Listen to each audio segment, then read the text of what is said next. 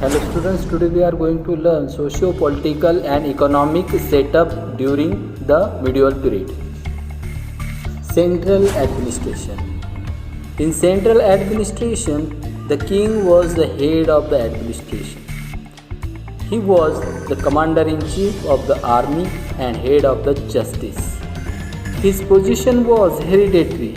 Now what is meant by hereditary? Hereditary means something passed by ancestors for the child. It means king's son used to become the next king of the kingdom. The king was called by the title Maharaja Dhiraj and Chakravarti. He had to strive hard to control the power of the Samantas, the ministers. The ministers used to advise the king. The Mahamantri was the head of the ministry. During the medieval period, ministers were called by different names.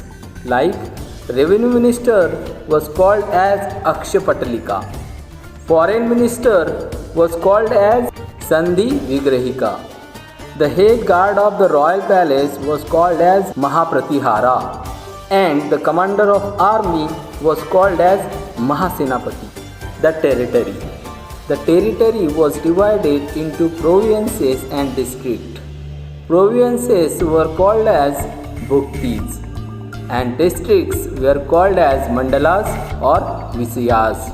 The head of the province was the governor, who was known as Uparika.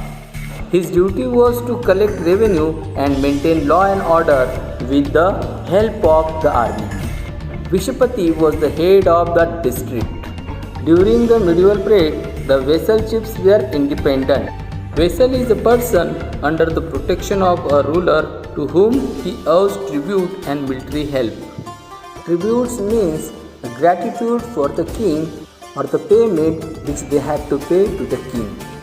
Along with this, they had to supply a quota of troops to the overlord, otherwise there were conflicts. Bhogapati was a smaller chief who eventually merged with the Vishapati. Military organization. During medieval period, military consists of infantry, cavalry and a large number of war elephants.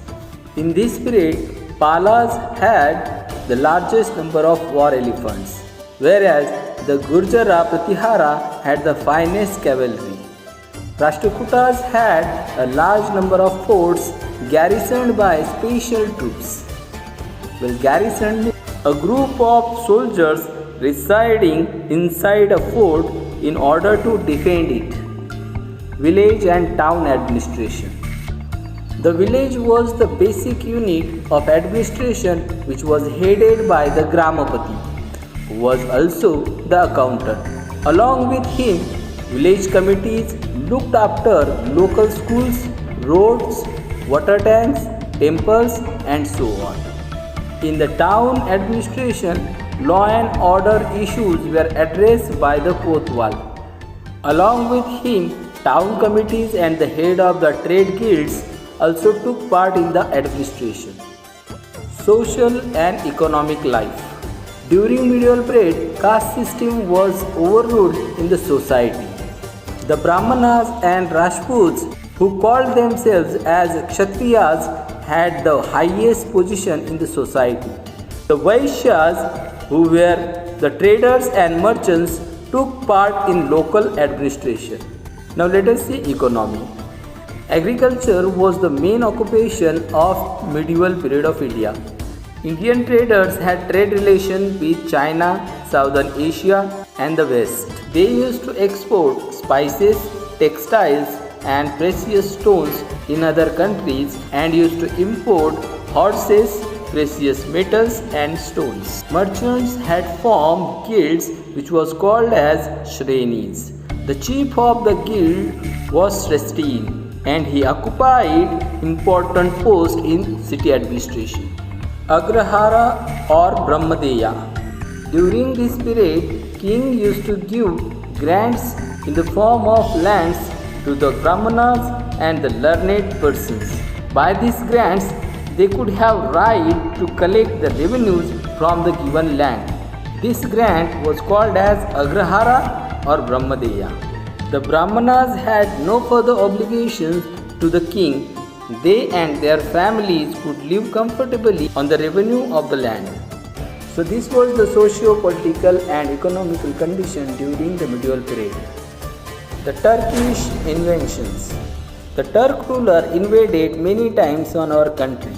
They carried away our wealth and destroyed the temples and the monuments. Let us know about them. The Ghaznavids.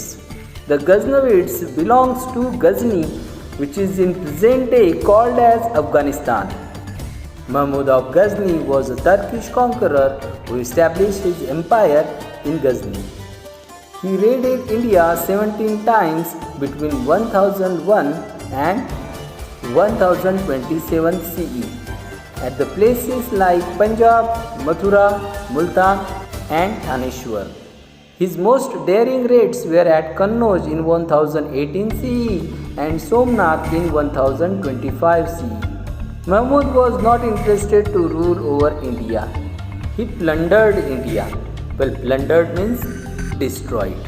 He carried away wealth, artisans and learned men along with him. Mahmud wanted to revive the Iranian culture, and so he used all the wealth which he had taken from India. He decorated palaces, mosques, tombs in Ghazni. He had kept many scholars in his royal court. Among them, Firdausi was one of the most important scholars who wrote Shahnama, which is the biography of Mahmud. Muhammad Ghori and Prithviraj Chauhan. In 1173 CE, Shihabuddin Muhammad Ghori became the ruler of the Ghazni.